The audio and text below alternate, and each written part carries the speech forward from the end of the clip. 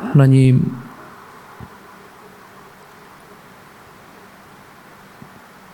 빗소리에도 단잠에서 일어나 하나님 앞에 가야 되겠다라고 하는 마음으로 달려온 하나님의 권속들을 좀 기억하여 주옵소서. 집에서부터 옷을 입고 하나님의 오는 자리까지부터 은혜인 것을 알게 하시며, 하나님께서 이들의 모든 일거일투족을 보셨사오니 주님을 향한 우리들의 마음들을 통하여 하나님 긍휼과 자비를 베풀어 주옵소서. 하나님, 저희들에게 매일같이 허락하신 이 삶들이 평범하고 늘 다람쥐밖에 돌아가는 인생일지 모르지만 하루하루가 하나님 안에 특별한 날이 되게 도와주셔서 어떤 일을 하든 무슨 일, 누구를 만나든 어디를 가든 하나님께서 보내주신 자리인 줄 알게 하시고, 순간순간 우리에게 맡겨주신 사역들을 또 하나님의 영광 올려드리는 일들을 하나님 저희들 가운데 끌게 하여 주옵소서.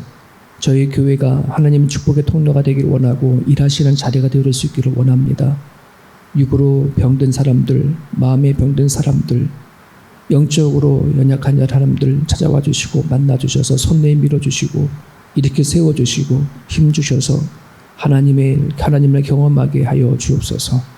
오늘도 말씀 앞에 나왔사오니 말씀 붙잡고 기도할 때에 성령께서 함께해 주시길 바라며 예수님의 이름으로 기도합니다. 아멘. 사사기 6장입니다.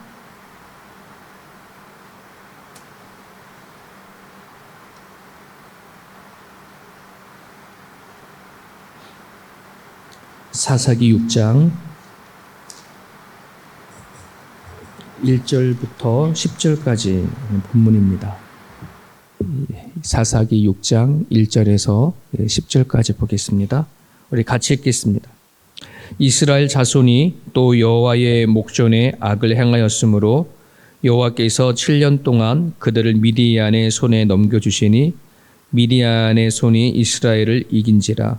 이스라엘 자손이 미디안으로 말미암아 산에서 웅덩이와 굴과 산성을 자기들을 위하여 만들었으며, 이스라엘이 파종한 때면 미디안과 아멜락과 동방 사람들이 치러 올라와서 진을 치고 가사에 이르도록 토지 소산을 멸하여 이스라엘 가운데 먹을 것을 남겨두지 아니하며 양이나 소나 나귀도 남기지 아니하니, 이는 그들이 그들의 짐승과 장막을 가지고 올라와 메뚜기 떼같이 많이 들어오니 그 사람과 낙타가 무수함이라. 그들이 그 땅에 들어와 멸하려 하니 이스라엘이 미디안으로 말미암아 궁핍함이 심한지라. 이에 이스라엘 자손이 여호와께 부르짖었더니 이스라엘 자손이 미디안으로 말미암아 여호와께 부르짖었으므로 여호와께서 이스라엘 자손에게 한 선지자를 보내시니 그가 그들에게 이르되 여호와께서 이같이 말씀하시기를 이스라엘의 하나님 내가 너희를 애굽에서 인도하여 내며 너희를 그 종 되었던 집에서 나오게 하여 애굽 사람의 손과 너희를 학대하는 모든 자의 손에서 너희를 건져내고 그들을 너희 앞에서 쫓아내고 그 땅을 너희에게 주었으며, 내가 또 너희에게 이르기를 나는 너희 하나님 여호와이니 너희가 거주하는 아모리 사람의 땅의 신들을 두려워하지 말라 하였으나 너희가 내 목소리를 듣지 아니하였느니라 하셨다 하니라. 아멘. 네 번째 여자 사사인 드보라를 통해서 이스라엘 백성들에게 다시 평화가 찾아왔습니다. 그 평화가 한 40년 정도 이어졌을 그 무렵에 이스라엘 자손이 또 하나님께 악을 행하였습니다. 근데 그 악이라고 한다는 것이 이스라엘 백성들이 못된 짓을 하거나 이제 윤리적으로 도덕적으로 나쁜 짓을 하는 그런 악한 일이 아닌 것을 볼 수 있습니다. 여기서 악이라고 한다는 것은 10절을 우리가 보면은 너희가 거주하는 아모리 사람의 땅의 신들을 두려워하지 말라 했는데 그들을 두려워하고 그들의 신을 섬긴 것, 그래서 하나님의 목소리를 듣지 아니하는 것, 이것을 악이다라고 그렇게 짚어주고 있습니다. 하나님을 섬기지 않고 가나안의 신들을 섬긴 것, 어떻게 이걸 종교적인 시각으로 우리가 바라보게 되어지면 우리 이스라엘을 얼마든지 이렇게 나무랄 수도 있고 또 안 좋은 시각으로 볼 수 있는데 야 이스라엘이 어떻게 그렇게 할 수가 있냐. 너네들이 하나님을 통해서 세워진 나라이고 역사 가운데 숱하게 그렇게 하나님께서 일하신 것을 경험했음에도 불구하고 어떻게 그렇게 쉽게 이방의 신을 섬길 수 있느냐. 우리는 이렇게 말할 수 있습니다. 오늘날 우리들의 생각을 따진다 그러면 기독교에서 하루아침에 불교로 바뀌는 정도로 우리는 그렇게 생각을 하는데 그런 차원이 아닙니다. 당시 이스라엘 백성이 자신의 그 가나안 땅에 섬겼던 그 당시에 그 신들을 섬겼다라고 하는 그 행위는 요즘 말로 말하면 그들의 생계와 연결이 되어져 있습니다.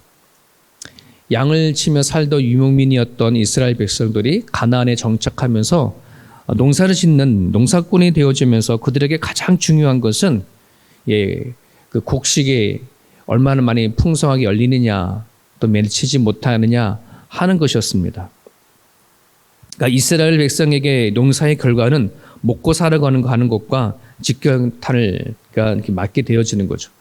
그러니까 한번 흉년이 오고 기근이 오게 되어지면 완전 그 한 해를 견뎌내는 것은 쉽지 않다는 겁니다. 우리 사람들 옛날 분들 그러잖아요. 보릿고개라는 말이 있었다고 하잖아요.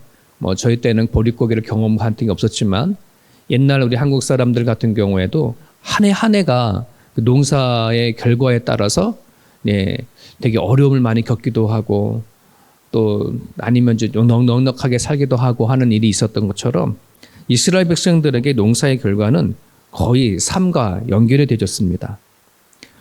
그래서 이스라엘 백성들이 그 땅의 신을 섬기는 행위는 삶의 풍요로움, 살아가는 데 걱정이 없는 그런 삶과 연결이 되어지는 그런 것들이었습니다. 복음서를 보게 되어지면 어느 날 예수님께 찾아온 부자 청년 이야기를 여러분 잘 아실 겁니다. 돈 많은 청년이 예수님께 와가지고 어떻게 하면 영생을 얻을 수 있습니까? 이렇게 질문했었을 때에 예수님이 뭐라고 하냐면 너희의 소유를 다 팔아서 가난한 자들에게 주고 와라 이렇게 얘기를 하시잖아요. 여러분 이 말씀은 쉬운 말씀이 아닙니다. 오늘 우리들에게도 만약 이 말씀을 하시면 열이면 열, 백이면 백 다 여러분의 재산을 팔고 하나님 쫓을 사람 한 사람도 없습니다. 오늘 우리가 가지고 있는 소유라고 하는 것은 편안하고 그리고 나의 삶을 튼튼히 보장해 주는 것과도 같습니다. 자녀들을 교육할 때 내가 갑자기 병이 찾아왔으면 그를 치료하는데 내가 무엇인가 필요할 때면 언제든지 그걸 살 수 있는 그러한 것들이 바로 우리가 가지고 있는 소유라고 하는 것입니다. 삶의 안락함을 유지하고 노후를 책임져주고 나의 취미생활을 보장해주고 뿐만 아니라 우리가 언제든지 마음만 먹으면 해외여행도 갈 수 있는 내 살아가는 삶에 윤택하게 하는 것이 소유라고 하는 것입니다. 그런데 이 모든 것을 다 팔고 예수님을 따라라? 별로 없을 거라고 생각이 되어집니다. 오늘 모든 사람들이 꿈은 더 많이 소유하는 것입니다. 더 많이 가지는 것입니다. 그러기에 부자 청년에게 말했던 예수님의 그 말씀은 결코 쉬운 일이 아니고 그것을 각자에게 명령하신다고 해서 정말 그대로 할 수 있는 사람들이 별로 없을 겁니다. 왜 예수님께서는 부자 청년을 통해서 왜 이것을 알게 하셨는가? 왜 우리들에게 이 말씀을 전하게 하시는가를 살펴보면 예수님께서 이 땅에 오셔서 우리에게 주시는 영생이 앞으로 십자가에 달려 돌아가시고 우리 인간을 구원하시고자 하신 그 구원이라는 것이 얼마나 가치 있는가 하는 것을 알려주시기 위해서 일깨워 주시기 위해서 주시는 그런 말씀이었습니다. 예수님이 이 땅에 오셨습니다. 십자가에 못 박혀 돌아가시고 우리를 구원하시고 영생을 주시고자 하시는 그 구원이라는 것이 이 땅에서 우리가 소유를 갖고 있는 것보다도 더 가치 있다고 한다는 것, 이것을 우리에게 주시고자 하는 것입니다. 오늘 이스라엘 백성이 하나님께 악을 행했다는 것, 얼마든지 그 당시의 상황을 봤을 때는 그럴 수도 있구나 하는 생각이 들지만 무엇보다도 정말 그들이 하나님을 통해서 일하시는 것, 하나님은 그들을 지키시고 보호하시는 것에 대한 가치를 하나님께서는 알기 위해서 이스라엘 백성들에게 끊임없이 다가가시고 사사 시대가 온다 할지라도 사사를 보내주셔서 그들을 구원해 주시는 하나님의 손길을 계속해서 우리의 이스라엘 백성들에게 베풀어 주셨던 것입니다. 오늘 그런 차원에서 오늘 우리들에게 여전히 세상에 빠지지 아니하도록 붙잡아 주시고 하나님 베푸신 영생이라는 것, 구원이라는 가치가 또 얼마나 귀한지를 알아 하나님 앞에 나와 예배하고 기도할 수 있도록 만들어 주신다는 것, 여러분 이것이 하나님은 하고 계신다는 것을 여러분 기억을 하셨으면 좋겠습니다. 하나님은 일하십니다. 또 우리로 하여금 여기까지 오게 하신 것 하나님께서 하신 것입니다. 우리가 무엇이 필요한지 하나님은 너무나 잘 압니다. 우리에게 소유가 얼마나 귀한 것인지를 너무나도 잘 알고 계십니다. 그런데 그것을 하나님께서 그렇게 하신다고 한다는 것은 우리로 하여금 하나님을 믿는 믿음으로 가장 영생, 구원 이런 것도 주셨는데 우리가 이 땅에 살아가는 그것까지도 하나님 책임 못 주시겠느냐 하는 것을 알려주시기 위한 것입니다. 계속해서 보게 되어지면 하나님보다 땅의 신들을 두려워하며 마음이 빼앗겼던 이스라엘 백성들을 향해서 하나님은 미디안 족속에게 손을 넘겼다 이런 표현을 했습니다. 미디안의 손에 넘겼다. 이 넘겼다는 말은 그동안에 하나님께서 보호했던 하나님의 손을 거두어냈다라고 하는 표현과 같은 말입니다. 그래서 2절을 보게 되어지면 미디안의 손이 이스라엘을 이겼다 이런 표현이 있잖아요. 이건 원문을 보게 되어지면 이기기 시작했다 이런 말이에요. 그러니까 예전에도 이 미디안이라는 족속이 이스라엘 백성들을 간혹 와가지고서는 싸움을 걸어왔어요. 그런데 이스라엘 백성을 이기지 못했었어요. 그전에는. 그런데 이제는 이기게 되어졌다고 하는 그런 표현입니다. 여러분 전쟁이라고 하면은 이스라엘 백성들도 한몫합니다. 예전에는 출애굽했었을 때 그 당시만 하더라도 그들은 전쟁이 뭔지도 몰랐던 사람들이었지만 이제 가나안을 정복하는 긴 세월 동안에 그들은 싸움이라는 것을 해봤습니다. 그리고 가나안 족속들을 거의 내쫓을 만큼의 힘을 가지고 있어서 어떠한 민족들도 이스라엘을 우습게 보지 않았던 그런 민족이었거든요. 그러니까 미디안이라고 하는 이 족속은 유목민입니다. 어디 정착하는 존재가 아니라 예전에 이스라엘 백성들처럼 양을 키우고 낙타를 키우고 하는 그런 유목민이었기 때문에 잠시 이렇게 왔다 가고 하는 이러한 그런 존재들이었는데 이스라엘을 넘기지 못했습니다. 하지만 하나님의 손을 거두기 시작하는 그 순간에 이스라엘을 치기 시작했죠. 이기기 시작했습니다. 애써서 그들이 농사 지어 놓으면 미디안이 족속이 메뚜기 떼처럼 몰려들어와서 다 가져가 버리는 것입니다. 양과 낙타 다 가져가 버리는 겁니다. 그래서 성경에 보게 되어지면 자기네 이스라엘 백성들이 자기의 그 제사를 유지하기 위해서 산에다가 굴을 파고 숨겨놓고 저장하는 것까지 다 했음에도 불구하고 다 빼앗긴 것을 보게 되어집니다. 신명기 28장 15절에 보면 이런 말씀이 있습니다. 너가 만일 네 하나님 여호와의 말씀을 순종하지 아니하면 너 토지 소산과 너 수고로 얻은 것을 너가 알지 못하는 민족이 먹겠고 너는 항상 압제와 학대를 받으리라 하는 말씀이 있습니다.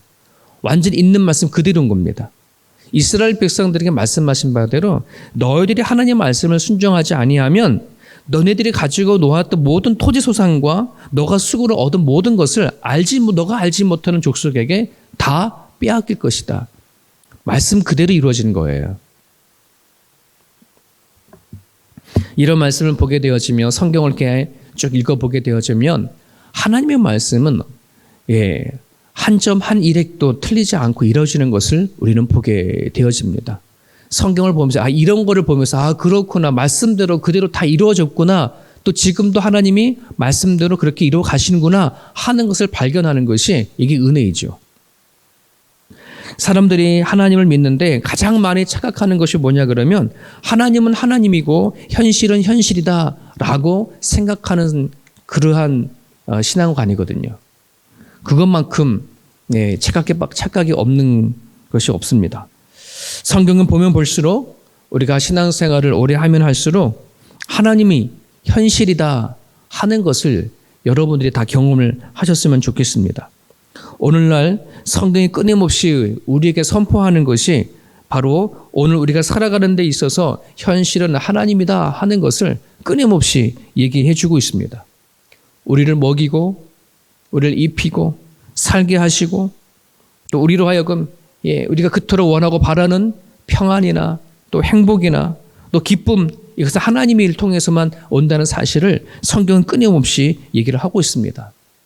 그러기에 오늘 그리스도인들이 세상을 살아가는 데 있어서 현실에서 우리가 발견하고 깨달아야 할 모든 부분들은 하나님 손에 달려져 있구나 하는 것을 발견하고 살아가는 것입니다. 만약에 하나님을 통해서 오는 그런 삶을 우리가 삶 속에서 경험하지 못한다면 그것은 말씀의 부재입니다. 이스라엘 백성들이 악에 빠질 수밖에 없었던 가장 큰 이유가 하나님 말씀을 잃어버렸기 때문에 그렇습니다. 하나님의 말씀이 얼마나 귀한지 생각하지 못하기 때문에 그렇습니다. 그래서 오늘 말씀을 보게 되어지면 하나님께서 이스라엘 백성들이 고통에 몸부림을 치고 너무나 힘들어서 하나님 앞에 부르짖을 때에 하나님은 사사를 먼저 보내기 전에 한 선지자를 먼저 보내서 이스라엘 백성들이 잃어버린 말씀을 다시 기억하게 하시는 일들을 하게 하십니다. 그래서 오늘 이 말씀 안에는 하나님이 사사를 보내기 전에, 5번째 사사를 보내기 전에 한 선지자를 먼저 보내서 너네들이 잃어버렸던 하나님이 어떤 분인지 다시 상기시켜주는 얘기가 오늘 본문의 핵심입니다. 말씀을 우리가 잃어버리고 살아간다면, 하나님께서 우리 주신 말씀의 가치를 알지 못하고 살아간다면 우리는 분명히 살아간 삶의 현실 속에서는 내 생각, 또 내 판단, 내가 갖고 있는 모든 감정에 따라 우리는 살아갈 수밖에 없음을 우리는 너무나도 잘 알고 있습니다. 그러기에 여러분 하나님을 붙잡을 수 있기를 바랍니다. 하나님의 이유에서 여러분들이 판단하고 생각하고 하나님의 말씀을 붙잡고 살아갈 수 있었으면 좋겠습니다. 히브리서를 보게 되어지면 누가 젖먹는 신앙이고 누가 장성한 신앙을 갖고 있는 사람이냐 차이는 하나님의 말씀을 경험한 자와 경험하지 않는 차이라고 말씀하고 있습니다. 그러기에 저나 여러분들이나 하나님의 그 말씀을 하루하루 경험하고 말씀이 현실이구나 하는 걸 깨닫기를 간절히 바랍니다. 히브리서 12장 6절에 7절의 말씀은 이런 말씀이 있습니다. 주께서 그 사랑하는 자를 징계하시고 그가 받아들이는 아들마다 채찍질하심이라 하였으니 너희가 참음은 징계를 받기 위함이라. 하나님이 아들과 같이 너희를 대우하시나니 어찌 아버지가 징계하지 않는 아들이 있으리요 하는 말씀이 있습니다. 즉 하나님이 징계가 있고 하나님이 채찍을 드는 것은 하나님이 그들을 사랑하는 이유인 거예요. 오늘 하나님을 믿는 그리스도인들에게 다가오는 여러 가지의 어려움도 있고 또 아픔들도 있을지 모르겠지만 여러분, 하나님이 우리들에게 징계하지 아니하면, 채찍질하지 아니하면 우리를 하나님의 아들이 아닌 그냥 대우하지 않는다고 생각하시면 되어져요. 그리스도인들에게 그래서 고난은 유익이다라는 말도 있지 않습니까? 하나님은 당신의 자식이 아니면 그냥 내버려 둡니다. 자기 마음대로 하도록 내버려 둡니다. 아무리 남의 자식을 채찍질하고 징계해봤자 욕만 돌아올 거고 고소만 되어질 거니까 하나님은 그냥 내버려 둬버립니다. 하지만 그리스도인들이 살아가는 가정 가운데 내가 생각하기를 이건 정말 힘들다, 아프다 할 때가 있거든. 여러분, 하나님의 사랑의 순간을, 하나님 날 생각하고 있는 순간이라는 것을 기억했으면 좋겠습니다. 이스라엘 백성들이 부르짖고 힘들었을 때에 미디안에 억압을 당하고 있는 그 순간에 하나님이 이스라엘 백성들을 당신의 사람으로 백성으로 다시 부르기 위한 하나님의 방법이었습니다. 이스라엘 자체에게는 너무 고통스러운 순간이었지만 하나님은 그들을 다른 어떠한 우상들에게, 다른 어떠한 신들에게 빼앗기지 않기 위한 하나님의 손길이었음을 성경은 얘기를 하고 있습니다.